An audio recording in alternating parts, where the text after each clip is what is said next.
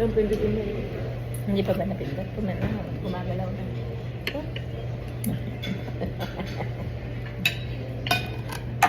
This one, no one is put here. You want to bring home.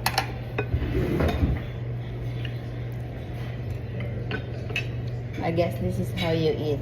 You go from salad first before the rice, so by the time it's rice, Yeah, you don't yeah. have to eat more. Yeah.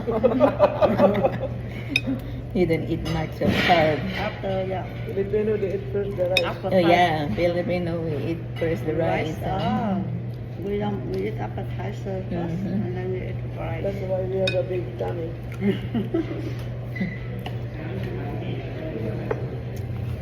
And then after that we eat dessert. We eat dessert later. No, dessert.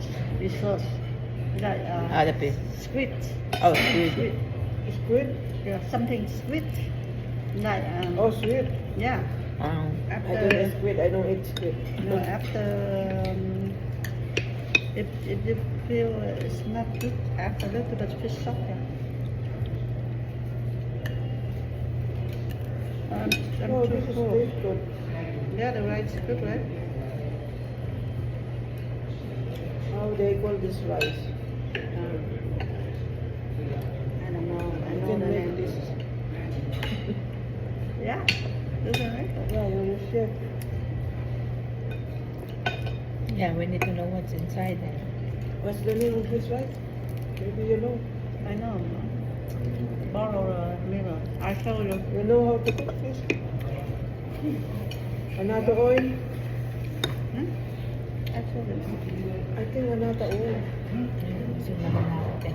This one, we have the seed. You buy at Lucky Medical. Yeah, the seed, it's an atom. It's a Yeah. kind of orangey. Yeah, yeah. Yeah, that's we have. Let's see.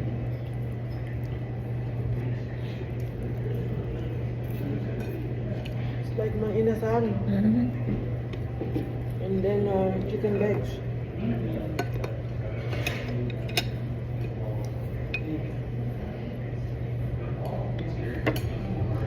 This one. Lagyan mo ng pizza sa sarap. This one.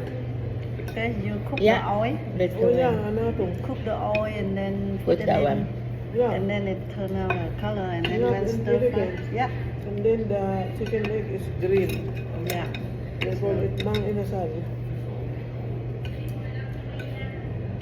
So they call this one